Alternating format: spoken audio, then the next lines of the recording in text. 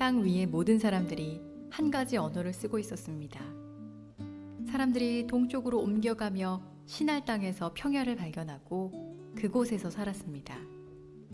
그들이 서로 말했습니다. 벽돌을 만들어 단단하게 굽자. 그러면서 그들은 돌 대신에 벽돌을 쓰고 흙 대신에 역청을 썼습니다. 그들이 또 서로 말했습니다. 자, 우리의 성을 세우자. 그리고 꼭대기가 하늘까지 닿는 탑을 쌓자. 그래서 우리 이름을 널리 알리고 온 땅에 흩어지지 않도록 하자. 여호와께서 사람들이 쌓고 있는 성과 탑을 보려고 내려오셨습니다. 여호와께서 말씀하셨습니다. 이 사람들은 한 백성이고 그들의 언어도 다 똑같다. 그래서 이런 일을 시작하였는데 이 일은 그들이 하려고 하는 일의 시작에 불과하다. 그들은 하려고만 하면 어떤 일이든지 할 수 있을 것이다. 그러니 내려가서 그들의 언어를 뒤섞어 놓자. 그리하여 그들이 자기들끼리 하는 말을 전혀 알아듣지 못하게 하자. 그래서 여호와께서는 그들을 온 땅 위에 흩어 놓으셨습니다. 그들은 성 쌓는 일을 그만두었습니다. 여호와께서 온 땅의 언어를 그곳에서 뒤섞어 놓으셨으므로 그곳의 이름은 바벨이 되었습니다. 또한 거기에 있던 모든 사람들을 온 땅 위에 흩어 놓으셨습니다. 우리 가슴에 손을 얹고 우리 믿음을 고백하고 함께 말씀을 듣도록 하겠습니다. 제가 먼저 고백하겠습니다. 하나님은 나를 사랑하십니다. 나는 그 사랑 안에 있습니다. 하나님은 오늘 나에게 말씀하실 것입니다. 그 말씀에 능력이 있습니다. 그 말씀에 생명이 있습니다. 나의 마음을 하나님께 열겠습니다. 나의 생각을 예수님께 집중하겠습니다. 들은 만큼 변합니다. 들은 만큼 행복해집니다. 오늘 저희가 함께 나눌 말씀은 창세기 11장 말씀입니다. 저희가 지난 몇 개월 동안 창세기 1장부터 11장까지 말씀을 쭉 나누었는데 오늘부로 이제 창세기 1장부터 11장까지 말씀 마무리하게 되고요. 창세기 12장은 족장들의 이야기가 시작되면서 아브라함 이야기가 시작됩니다. 그래서 보통 11장까지를 시작에 대한 말씀이다 그러는데 이렇게 마무리하게 되고 다음 주부터는 저희가 신약으로 가서 복음서를 함께 묵상을 나누게 됩니다. 복음서 가운데서도 주께서 함께 해주시길 바랍니다. 창세기 11장은 노아 홍수 이후에 노아 홍수로 말미암아 이 땅에는 모든 생물들이 다 죽임을 당하였습니다. 그리고 노아와 그의 가족들만 살아남게 되었는데 그 이후에 있었던 아주 중요한 사건 하나를 기록을 하고 있습니다. 홍수 이후에 노아와 가족들만 살아남아서 그들로 말미암아 다시 온 땅에 생명이 이제 펼쳐지게 됩니다. 창세기 10장은 온 땅에 노아의 자손들이 어떻게 퍼졌는가에 대한 기록을 하고 있습니다.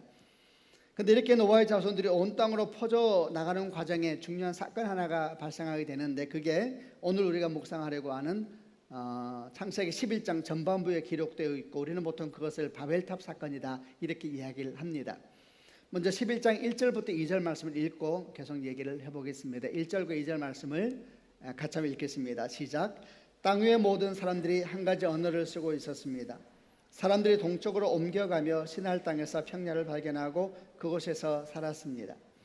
바벨탑 사건에 있어서 가장 사실은 유명한 것은 언어의 문제이죠. 이때까지는 언어가 하나 있는데 이때 언어가 갈라지게 되면서 온 땅으로 다양한 언어가 갈라지게 되는 사건을 겪게 됩니다. 이 사건이 시작된 장소는 성경을 보니까 시날 땅이라 그랬습니다. 시날 땅은 어디냐 하면은 지금의 이라크 지역에 있는 땅인데 티그리스와 유프라테스 강 사이에 있는 보통 나중에 우리가 바벨론 평지라고 말하는 그 땅입니다. 이 땅은 창세기 12장에 나오는 아브라함의 고향인 갈대아 우르가 이 땅에 있는 도시 중에 하나였습니다. 이 땅은 두 강 사이에 있어서 티그리스와 유프라테스 강 두 강 사이에서 굉장히 비옥한 땅이었고 사람들이 살기 좋은 땅이었기 때문에 고대 문명이 아주 일어났던 그런 땅이기도 합니다. 노아 자손들이 번성하게 되면서 이들이 동쪽으로 가다가 이 땅을 만나게 되고 이 땅이 너무 살기에 좋다라고 느껴서 여기에 머물러 살기로 결정을 합니다. 그리고 그들이 그 머물러 살면서 큰 탑을 하나 짓기 시작하는데 이 탑이 오늘날까지도 하나님을 떠나서 스스로 하나님 되려고 하는 사람의 욕망, 사람의 내면, 사람의 영성, 그것을 상징하는 존재가 되었는데요. 그 탑을 우리가 바벨탑이다 이렇게 보통 이야기를 합니다. 오늘 우리는 이 바벨탑과 관련된 말씀을 묵상하면서 이 탑에 있는 탑과 관련된 말씀 묵상하면서 여기에서 흘러나오는 영성, 사람의 내면의 중심 생각들 이런 것들을 함께 나눠보려고 하는데 제목을 바벨탑 영상이다 이렇게 저희가 잡아봤습니다. 바벨탑 영상이라는 제목을 가지고 바벨탑이 우리에게 주는 영적인 의미, 영성 이런 걸 한번 같이 묵상해 보려고 합니다. 3절과 4절 말씀을 읽겠습니다. 제가 먼저 3절 읽겠습니다. 그들이 서로 말했습니다. 벽돌을 만들어 단단하게 굽자. 그러면서 그들은 돌 대신에 벽돌을 쓰고 흙 대신에 역청을 썼습니다. 4절 그들이 또 서로 말했습니다. 자, 우리의 성을 세우자. 그리고 꼭대기가 하늘까지 닿는 탑을 쌓자. 그래서 우리 이름을 널리 알리고 온 땅에 흩어지지 않도록 하자. 바벨탑이 주는 영성, 바벨탑 영성 그 첫 번째는 성경에 나오는 표현 중에 돌 대신에 벽돌을 쓰고 흙 대신에 역청을 쓰자라는 단어에서 찾아볼 수가 있습니다. 우선 노아의 후손들이 신할 땅에 가게 되면서 신할 땅에 가서 머물게 되면서 아주 중요한 문명의 진전을 이루게 되는데 그게 뭐냐면 벽돌을 만들 수 있게 됩니다. 인류의 문명에 있어서 벽돌을 만든다는 것은 굉장히 중요한 진전이었습니다. 그 전에는 이제 흙이나 돌로 집을 짓고 살았는데 또는 땅을 파서 살든지 아니면 동굴에 들어가 살았었는데 이제 벽돌을 흙을 특정한 모양으로 만들어서 불에 구워서 만드는 벽돌을 만들게 되면서 원하는 대로 집을 만들게 되고 다양한 모양으로 만들게 됐을 뿐만 아니라 흙이나 돌로 지은 집보다 더 튼튼하고 더 따뜻하고 그래도 훨씬 더 실용적인 집을 만들게 된 겁니다. 이렇게 거주하는 집이 변화되게 되면 이런 환경의 변화는 다양한 부분에 영향력을 줄 수밖에 없습니다. 그래서 단순히 집만의 문제가 아니었죠. 벽돌만의 문제가 아니라 그릇도 만들게 되고 항아리도 만들게 되면서 이제 여러 가지 모양으로 문명이 더 발달하게 됩니다. 그릇도 만들고 항아리도 만들게 되니까 식량을 잘 보존할 수 있게 되고 그러다 보니까 부의 축적을 용이하게 되고 그러다 보니까 도시 문명이 시작되게 된 겁니다. 그래서 이 신할 평지, 바벨론 평지의 도시 문명이 시작되게 되는 일들이 창세기 11장에 기록되고 있는 겁니다. 이렇게 벽돌을 만들게 됐다는 표현 하나가 나와 있지만 굉장히 중요한 문명의 진전, 전환점을 이루었다라고 생각할 수가 있습니다. 이런 영향력을 오늘로 비유해 보면은 컴퓨터의 발명 내지는 발전하고 비슷하게 설명할 수 있지 않을까 싶습니다. 컴퓨터의 발명 내지는 발전은 정말 우리 인생을 대단히 급진적으로 바꿔놓았습니다. 우리는 정말 이제 정보화 시대 한가운데 살고 있고 지금 이 순간도 전 세계에서 일어나는 일들이 한순간에 우리 손바닥에서 확인될 수가 있을 뿐만 아니라 그런 사건에 대해서 우리 의견을 나타낼 수도 있는 그런 시대를 살고 있으니까 대단히 놀라운 변화입니다. 그런데 이런 벽돌의 발견이 이렇게 컴퓨터의 발견과 비교할 만큼 중요하다는 얘기를 했으니까 문명의 발달이 대단한 것이지요. 이렇게 문명이 발달되고 과학이 발전해 가는 것은 아주 좋은 일입니다. 이로 말미암아 우리의 삶이 풍성해지기도 하고 또 어렵고 힘들고 가난함에 따라가기도 하고 여러 좋은 일들이 많이 생기기 때문에 문명의 발달이라든지 과학의 발전은 나쁜 일이 아니고 아주 좋은 일이라고 할 수가 있습니다. 그런데 문제는 이렇게 문명이 발달하고 과학이 발전하게 되었을 때 사람들이 이에 대해서 어떤 태도를 가지게 되었는가라는 것이 중요합니다. 이들이 어떤 태도를 가지게 되었는가, 이런 태도는 이 뒤에 나오는 그들의 언어 속에서 발견할 수 있는데 그들은 이렇게 말하기 시작합니다. 자, 우리의 성을 세우자. 그리고 꼭대기가 하늘까지 닿는 탑을 쌓자. 그래서 우리 이름을 널리 알리고 흩어짐을 면하자 이럽니다. 그들은 말합니다. 우리의 성을 쌓자. 우리의 이름을 널리 알리자. 그리고 탑을 쌓는데 탑을 높이 쌓아서 하늘만큼 높이 쌓아서 우리 이름과 우리 삶을 널리 알리자 이렇게 설명을 하고 있는 겁니다. 여러분 보십시오. 문명이 발달하고 과학이 발전하니까 사람들은 어떻게 행동하고 있습니까? 그 발달된 문명과 발전된 과학을 통하여서 하나님을 예배하고 하나님 뜻을 이 땅 가운데 이루기 위해서 노력하는 것이 아니라 그 대신에 그들은 오히려 발달된 문명과 과학으로 하나님을 거부하고 그리고 오히려 심지어 하나님을 대신하려고 하는 일까지 생기게 됐습니다. 과학과 문명에 대해서 주님은 어떻게 생각하시는가? 여러분, 주님은 과학을 거부하시는 분도 아니시고 문명을 터부하시는 분도 아니십니다. 오히려 하나님의 뜻은 하나님 우리에게 주신 지혜와 지식을 따라서 문명을 발전시키고 과학을 발전시켜서 사람을 사람답게 살게 하는 공동체를 만드는 것은 주께서 우리에게 주신 지혜이고 또 주의 뜻이라고 생각을 합니다. 그러나 사람들은 그렇게 반응하지 않은 것입니다. 문명이 발달하고 과학이 발달해가면서 오히려 그로 말미암아 하나님을 거부하고 또 하나님께서 주의 형상을 따라 만드는 아름답고 존귀한 사람에 대해서 오히려 그의 존엄성을 땅에 떨어뜨리기까지 했습니다. 그것이 지난 수개월 동안 우리가 보았던 창세기 3장 이후에 죄성 가운데 있는 모습이고, 우리는 그 중에 하나로 진화론에 대한 얘기를 자주 하곤 했었습니다. 문명과 과학은 결코 완전하지 않으며 계속해서 새로운 발견과 지식으로 대체되어야 함에도 불구하고 마치 그 과학이 모든 것을 설명해주고 그 과학이 모든 것을 가르쳐주는 것처럼 생각하게 된 것입니다. 여러분, 과학은 많은 것을 설명해주지만 모든 것을 설명할 수 있는 것은 아닙니다. 과학은 절대적인 진리가 아니고 날마다 새롭게 대체되는 진리인 겁니다. 그럼에도 불구하고 그렇게 생각하지 않고 그 과학으로 말미암아 모든 것을 설명하고 모든 것을 이제 우리가 이해할 수 있게 됐다라고 생각하게 됐으니까 결국 과학과 문명이 하나님을 대신하는 자리까지 나아가게 된 겁니다. 우리는 이것을 문명 제일주의 또는 과학 만능주의라고 이야기를 합니다. 신할 평지에서 놀라운 문명의 진보를 이루었던 사람들, 그들은 벽돌을 만들었습니다. 지금 보기에는 아무것도 아니어도 대단한 문명의 진보를 이루었죠. 그들은 아마도 엄청난 자긍심을 느꼈을 겁니다. 아니, 더 나아가서 자긍심을 넘어서 어디까지 갔냐면 지극한 교만까지 이르게 됩니다. 대단히 자기가 대단하게 놀랍다 이런 생각을 하면서 지극한 교만까지 가게 되었는데, 사실 이것은 신할 평지에서 벽돌을 만들었던 사람들만의 모습은 아닙니다. 지금도 사실 마찬가지입니다. 과학은 대단히 놀랍습니다. 우리 상상을 뛰어넘을 만큼 놀라운 이야기들을 우리에게 전해주고, 그리고 과학적 결과로 말미암아 우리는 온 우주에 대해서 그리고 지구에 대해서 우리 인생에 대해서 얼마나 많은 부분들을 새롭게 알게 되고 설명을 듣게 되었는지 모릅니다. 그래서 아마도 지금도 마찬가지입니다. 과학의 최일선에 있는 사람들은 엄청난 자긍심을 느낄 뿐만 아니라 더 나아가서 지극한 교만함도 갖게 되는 겁니다. 그래서 신할 평지에서 벽돌을 만들었던 그 사람들은 어떻게 행동하기 시작했는가? 그들이 이제 돌 대신의 벽돌을, 흙 대신의 역청이라고 외치면서 자신들을 위한 성을 쌓기 시작합니다. 이들의 모습을 잘 기록하고 있는 것이 창세기 11장 앞부분에 있는 것이지요. 그런데 그 말씀을 읽다 보면 몇 가지 주목할 만한 표현들을 볼 수가 있습니다. 그 중에 한 가지 주목할 만한 것은 돌 대신의 벽돌을, 흙 대신의 역청을 이라는 표현입니다. 여러분, 잠깐만 이 표현을 한번 묵상해 보시길 바랍니다. 돌 대신의 벽돌을, 흙 대신의 역청을 이라는 표현이 어떤 의미가, 어떤 느낌이 듭니까?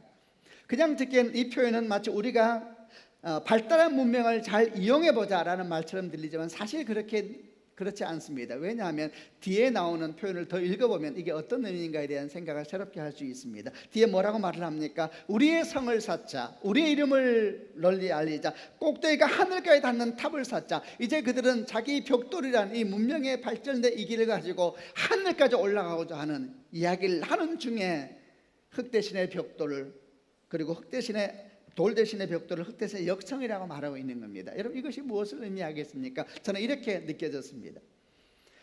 이렇게 자기 탑을 하늘 끝까지 쌓으면서 돌 대신 벽돌, 흙 대신의 역청을 말하고 있는 이 표현은 무엇을 의미하는가? 이것은 이제 하나님이 주신 것은 더 이상 우리에게 필요 없다. 우리가 만든 문명, 우리가 만든 과학으로 우리의 성을 높이 쌓아가자. 하나님이 주신 것은 너무 뒤떨어졌다. 신화와 같은 이야기들이자 그것은 우리 필요를 채우지도 못하고 우리 욕망을 채워주지도 못한다. 하나님이 주신 돌을 버려라. 하나님이 주신 흙도 버려라. 그리고 우리가 만든 벽돌, 우리가 만든 역청으로 우리 인생을 쌓아가자, 우리 성을 쌓아가자, 이렇게 말하고 있는 겁니다. 생각해 보면 벽돌도 주님이 주신 것이요, 역청도 주님이 주신 것입니다. 그리고 그렇게 할 수 있는 지혜도 주님이 주신 것이지만은 다 주께서 주신 것이지만 사람들은 그렇게 생각하지 않는 듯합니다. 그들은 마치 벽돌을 만드는 지혜, 역청을 만드는 지혜가 자신 안에서 스스로 생겨난 것처럼, 자신들이 이루는 그런 놀라운 지혜인 것처럼 생각합니다. 그렇기 때문에 우리의 성을 쌓자, 우리의 이름을 높이 날자, 성을 높이 쌓아서 그 탑이 하늘 끝까지 이르게 하자, 하나님과 경쟁하자, 이런 모양으로 설명을 하고 있는 것이죠. 이런 신할 평지에 지난 사건을 묵상하다 보면 이런 생각이 들었습니다. 지금 이들은 무엇을 하고 있는 것일까? 이들은 지금 하나님으로부터의 독립을 선언하고 있는 겁니다. 돌 대신의 벽돌을, 흙 대신의 역청을, 더 이상 하나님이 주신 것으로 인생을 만들어가지 말자. 더 이상 하나님으로 인생의 기반을 삼을 필요가 없다. 더 이상 하나님으로 인생의 반석을 삼지 말자. 내 힘과 내 능력, 내 지혜, 내 꿈, 내 계획을 따라 인생을 만들어가 보자. 하나님은 이제 필요 없다. 그럼 이것이 바벨탑에서 우리가 첫 번째 발견하게 되는 바벨탑의 영성입니다. 사실 이 영성은 바벨탑에서 처음 나온 것은 아닙니다. 왜냐하면 창세기 3장에서 아담과 하와가 선악과를 먹을 때 그들의 마음을 지배했던 영성이기도 합니다. 우리는 기억합니다. 창세기 3장에서 뱀이 하와를 유혹했을 때에 뭐라고 말했습니까? 이 선악과를 먹으면 네가 하나님같이 될 수 있어. 그랬을 때에 아담과 하와는 하나님같이 될 수 있다는 말에 선악과를 먹지요. 그 먹는 순간 그들이 무엇을 한 겁니까? 그들의 마음에서 하나님을 내어쫓고 스스로 하나님 되기로 결정한 것이죠. 사실 그것도 하나님으로부터의 독립선언이었습니다. 창세기 3장이 시작돼서 다시 창세기 11장 바벨탑에서 나오고 있지만 여기서 끝나지도 않습니다. 사실 이 영성, 더 이상 하나님은 필요 없다, 우리가 인생을 만들어가자라는 이 독립선언은 창세기 22장, 요한계시록 22장 종말에 이르기까지 계속되는 땅에 속한 사람들의 영성이기도 합니다. 이제 물어보겠습니다. 여러분, 이 하나님으로부터의 독립선언에 대해서 어떻게 생각하십니까? 하나님으로부터의 독립선언, 우리 힘과 우리 능력, 우리 지혜로 인생을 살아보자라는 말에 대해서 어떻게 생각합니까? 제가 제 주변에 있는 사람에게 물어봤습니다. 하나님으로부터의 독립선언 어떻게 생각해? 그러니까 정직하게 말했습니다. 좋게 느껴진다 그러더라고요. 사실 우리 마음에는 은연중에 독립은 좋은 것이며 옳은 것이고, 그리고 의존은 옳지 않은 것이며 좋지 않은 것이라는 생각이 있습니다. 여러분 어떨까요? 어떻습니까? 독립과 의존 중에 어떤 것이 더 좋은 걸까요? 독립과 의존 중에 어떤 것이 더 옳은 것일까요? 하나님은 우리에게 독립을 원하실까요? 의존을 원하실까요? 독립과 의존 중에 무엇이 더 정말 우리에게 좋은 것일까요? 사실 이 질문의 답을 찾아가기 위해서 먼저 우리가 하나 동의해야 될 것이 있습니다. 그것은 사람은 태초부터 의존적인 존재, 관계적인 존재로 창조되었다는 사실에 대해서 기억해야 된다는 겁니다. 여러분, 사람은 처음부터 의존적인 존재로 만들어졌습니다. 처음부터 서로가 서로를 채워주는 존재로 시작되었습니다. 하나님께서 아담과 하와를 만드셨을 때를 기억합니다. 그에게 말씀하셨습니다. 돕는 배필로 주겠다. 서로가 서로를 채워주는 존재로 만들었습니다. 우리는 서로가 서로를 채워주는 것입니다. 남편과 아내는 서로가 서로를 채워주는 것입니다. 어느 일방이 다른 일방을 채울 수 없는 것입니다. 서로가 서로를 채워주는 것입니다. 사실 우리 모든 관계는 의존적인 관계인 겁니다. 여러분, 그것이 사랑이라는 단어이고, 그것이 섬김이라는 단어이고, 그것이 하나됨이라는 단어의 의미이고, 그것이 공동체라는 단어의 의미입니다. 그리고 거기에서 가정이 시작되고, 부부가 시작되고, 교회가 시작되고, 나라와 민족과 사회가 시작되지 않습니까? 여러분, 사실 우리는 처음부터 의존적인 존재로 만들어진 겁니다. 중요한 것은 뭐냐면 이 의존이 건강한 의존인가 건강하지 않는 의존인가가 중요한 것입니다. 건강한 의존은 우리 인생을 행복하게 합니다. 건강한 부부관계의 건강한 의존, 서로가 서로를 건강하게 채워주는 것은 인생을 행복하게 하죠. 그러나 건강하지 않는 의존은 우리 인생을 상하게 하고 무너지게 합니다. 우리는 그것을 표현하기를 집착 내지는 강박이라고 표현하곤 합니다. 사실 여러분, 질문은 바뀌어야 합니다. 독립과 의존 중에 어떤 것이 좋은 것인가라는 질문이 아니고, 어떻게 하면 우리 인생이 좀 더 건강한 의존을 해갈 수 있을까? 어떻게 하면 우리 인생이 건강한 의존을 만들어갈 수 있을까? 어떻게 하면 건강한 관계를 만들어갈 수 있을까라는 질문으로 바뀌어야 되는 것입니다. 여러분, 단순한 질문이 사람을 속일 때가 있지요. 독립과 의존은 어떤 것이 좋은가가 아니고, 어떻게 하면 건강한 의존을 만들어갈 수 있을까? 내 모든 관계 속에 어떻게 하면 건강한 관계를 만들어갈 수 있을까? 이것이 우리의 질문이 되어야 하는 것입니다. 성경은 뭐라고 말씀합니까? 지난 수개월 동안 배웠던 창세기를 한번 기억해 보시길 바랍니다. 성경은 뭐라고 말씀합니까? 성경의 메시지는 분명합니다. 뭐라고 말씀합니까? 하나님과의 건강한 의존이 있는 사람만이 다른 모든 관계에 건강한 의존을 이끌어낼 수 있다고 성경은 말합니다. 하나님과의 건강한 관계가 모든 다른 관계의 건강한 관계의 기본이고 반석이 된다고 성경이 말하고 있는 겁니다. 우선 여러분 아멘 하시길 바랍니다. 여러분, 근본이 중요한 것입니다. 하나님과의 건강한 관계, 하나님과의 건강한 의존이 모든 관계의 건강한 관계, 건강한 의존을 이끌어내는 것입니다. 우리는 창세기 3장을 기억합니다. 창세기 3장에서 무슨 일이 있었습니까? 그때도 하나님으로부터의 독립선언이 있었지요. 그리고 하나님과 아담과 하와의 관계는 죄로 말미암아 단절되게 됐습니다. 그야말로 단절됐지요. 그래서 어떤 일이 생겼습니까? 하나님과 아담의 관계가 단절되자 아담의 모든 관계에 병리 현상이 나타나기 시작합니다. 사람과 사람의 관계가 깨어지기 시작합니다. 사람과 피조물의 관계가 깨어지기 시작합니다. 내 뼈 중에 뼈요 살 중에 살아가 말했던 그 입에서 저 여자가 이렇게 말이 나오기 시작합니다.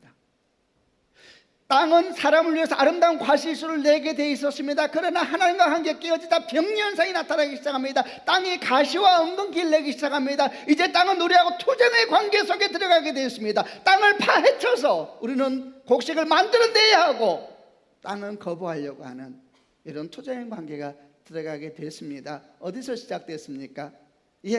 하나님과의 건강한 의존의 관계가 깨어지는 순간 모든 관계에 깨어짐과 상함의 관계가 계속해서 나오게 됐던 겁니다. 그러므로 성경이 우리에게 말하는 메시지는 아주 분명하면 단순합니다. 우리가 건강한 의존의 관계를 만들기 원한다면 무엇보다 하나님과의 건강한 의존의 관계를 만들어야 된다는 것입니다. 그것을 우리는 하나님과의 친밀감이다 이렇게 표현을 합니다. 여러분, 가정에서 건강한 의존, 건강한 관계를 만들기 원하십니까?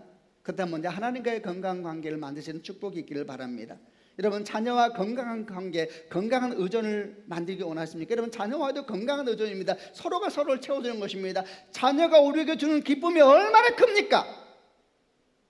동시에 우리 부모가 자녀에게 주는 사랑이 얼마나 큽니까? 서로 채워주는 것이죠. 우리는 건강한 의존을 만들어가는 것입니다. 건강한 관계 어떻게 하면 만들 수 있을까요? 성경의 메시지는 명확하고 분명합니다. 그렇다면 먼저 자녀에게 다가가기 전에 하나님께 무릎 꿇으라는 겁니다. 하나님께 무릎 꿇지 않고 자녀에게 먼저 다가가면 어떤 일이 생길까요? 자녀도 당황하고 여러분도 당황하고, 여러분 하나님께 먼저 무릎을 꿇을 때 하나님께서 지혜를 주실 것입니다. 아멘이죠. 하나님께서 지혜도 주시고 분별력도 주시고 마음도 알게 하시고 언어도 알게 하실 것입니다. 부부관계의 건강한 의존, 이것도 건강한 의존입니다. 부부는 서로가 서로를 채워주는 관계이지요. 어떻게 하면 건강한 의존을 만들 수 있을까요? 남편과 아내에게 서로 먼저 다가가기 전에 하나님께 무릎을 꿇어야 합니다.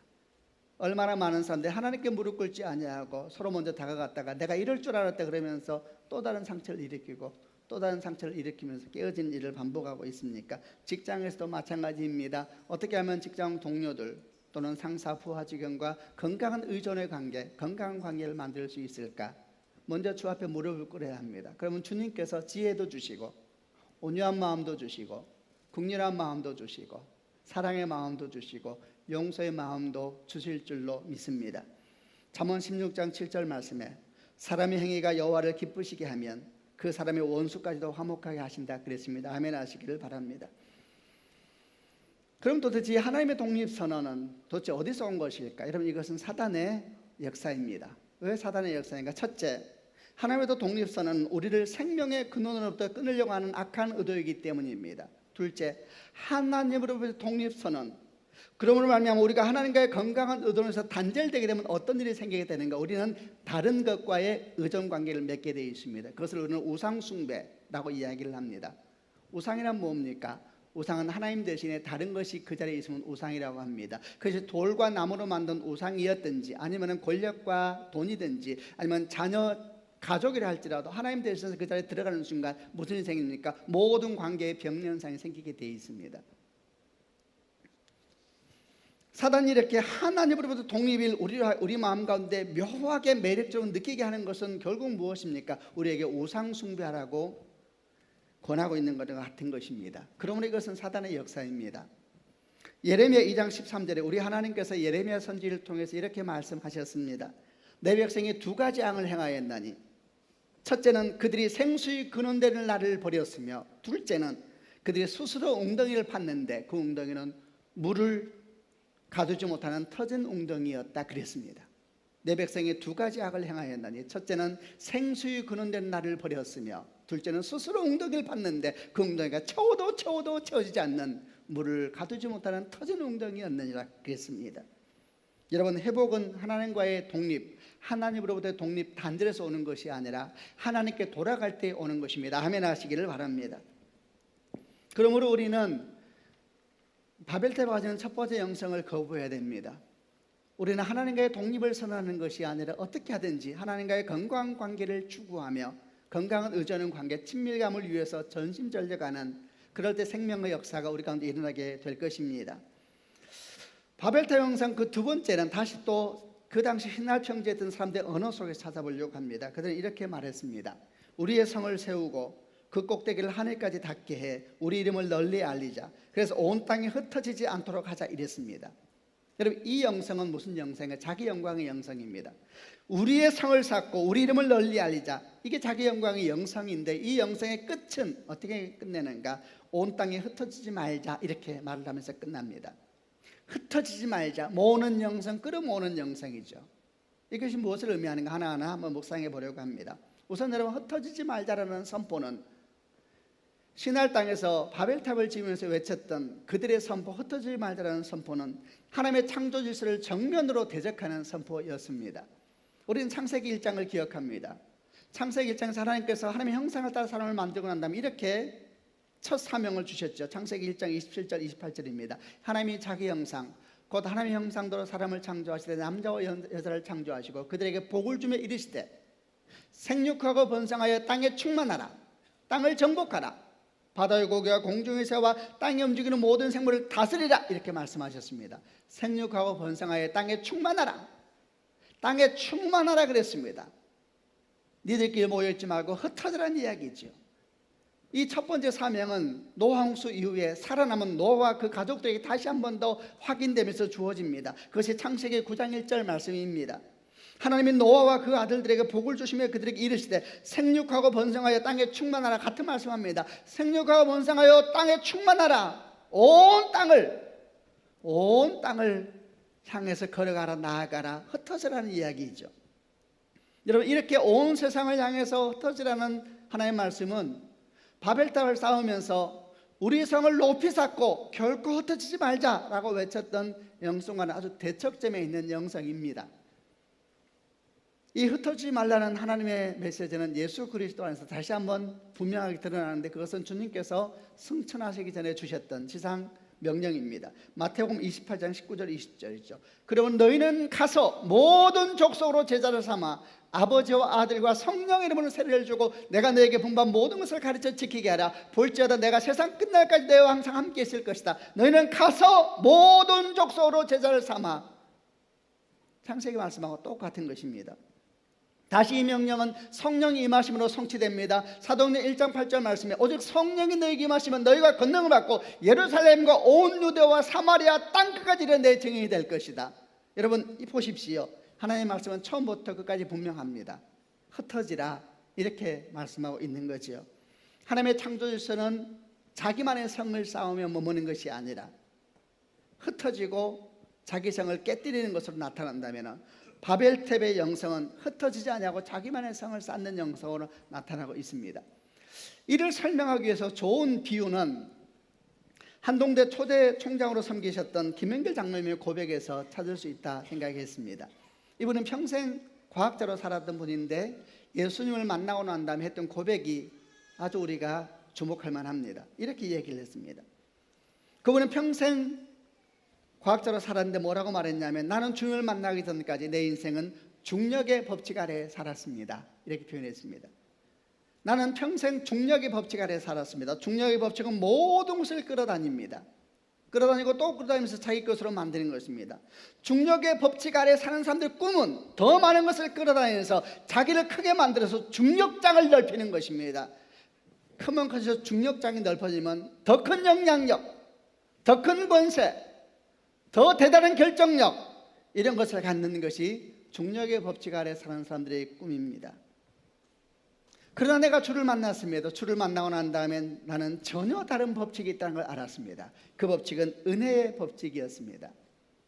은혜의 법칙은 모든 것을 내려놓고 또 내려놓으라고 말씀합니다. 내 꿈을 내려놓고 내 계획을 내려놓고 내 욕망과 욕심을 내려놓고 내 미래를 내려놓고 나에게 모든 것을 내려놓고 십자가 앞으로 걸어가라고 말씀을 합니다. 이전에 나는 중력의 법칙밖에 몰랐습니다. 그러나 이제 나는 은혜의 법칙 아래 삽니다. 이렇게 말을 했습니다. 대단히 놀라운 일입니다. 사실 이 고백이야말로 땅에 속한 사람에서 하늘에 속한 사람으로 변화된 거듭남의 고백인 겁니다. 땅에 속한 사람은 다 중력의 법칙 아래 삽니다. 그들의 꿈은 중력장을 넓히는 것이지요. 그러나 하늘에 속한 사람의 법칙은 은혜의 법칙 아래 사는 것입니다. 죄와 사망의 법이 아니라 생명의 성령의 법 아래 사는 것이죠. 은혜의 법 아래 사는 것입니다. 머무는 영성은 무엇입니까? 바벨탑의 영성은 뭡니까? 중력의 법칙 아래 사는 사람들의 영성이죠. 이들은 모으고 또 모읍니다. 자신들만의 성을 굳게 쌓습니다. 그리고 자신들만의 공동체를 만듭니다. 그리고 자신들만의 이익을 보호하기 위해서 온 힘을 다합니다. 바벨탑의 영성입니다.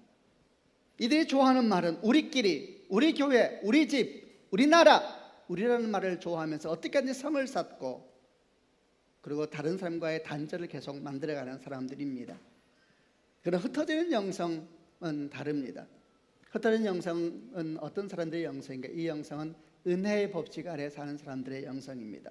이들은 나누고 또 나눕니다. 이들은 자신들만의 성을 쌓지 않습니다. 오히려 자신들만의 공동체를 만들지도 않습니다. 오히려 자신의 성을 무너뜨리려고 합니다. 이들의 평생의 여정은 자기의 성을 무너뜨리는 여정입니다. 주 앞에 가는 그날까지 자기 성을 무너뜨리기 위해서 온 힘을 다해서 몸부림치는 사람들, 그들이 흩어지는 영성을 가진 사람들의 모습입니다.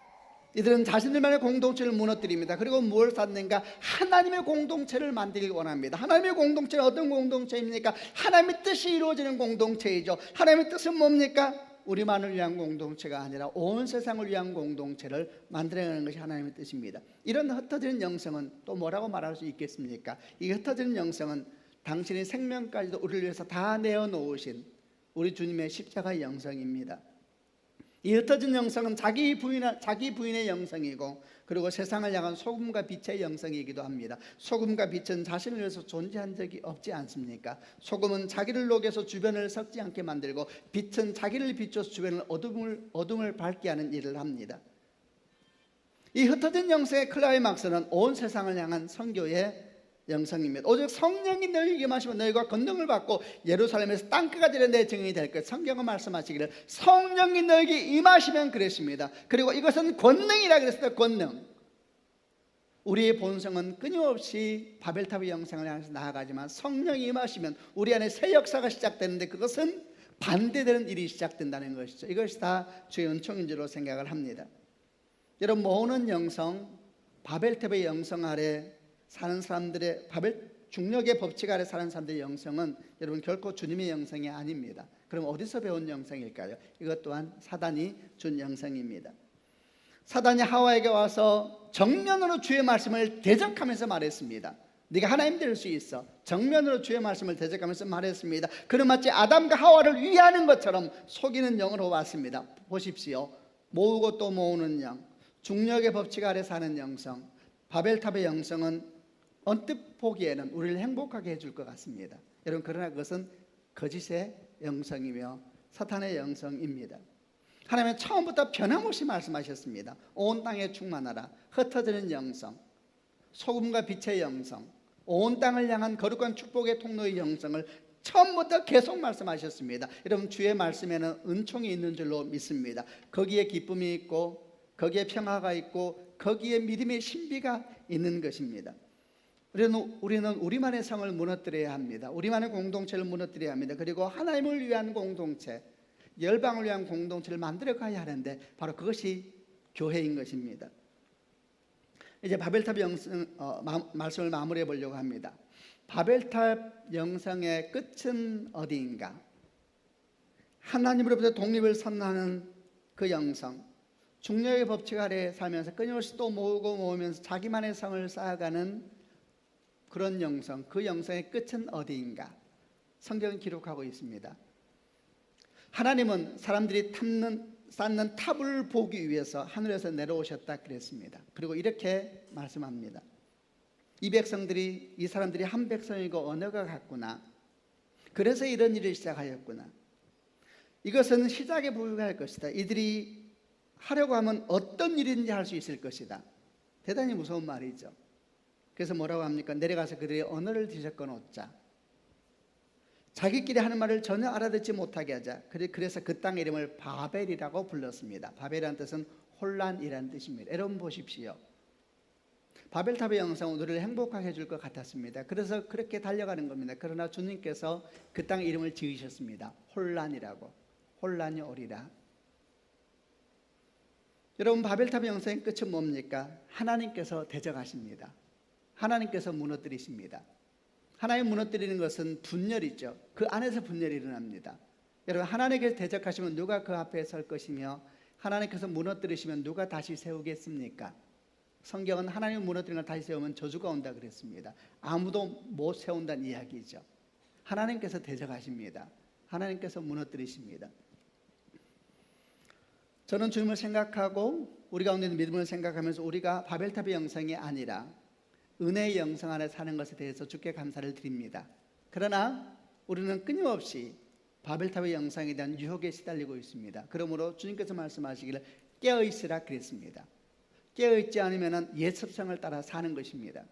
주님은 바벨탑의 영성을 대적하시고 은혜의 영성을 축복하시는 분이십니다. 그러므로 믿음 안에 있는 모든 성도들은 어쩐지 깨어서 주께 기도하며 우리 자리를 성찰하고 날마다 바벨탑의 영성이 아니라 그 반대로 우리 삶을 일구고 나아가는 믿음의 열정과 선한 헌신이 있어야 될 겁니다. 그럴 때 주님께서 그 자리 가운데 놀라운 은총을 더해 주실 것이고 개인 가운데, 가정 가운데, 교회 가운데 주의 뜻을 이루는 은총으로 채워주실 줄로 믿습니다.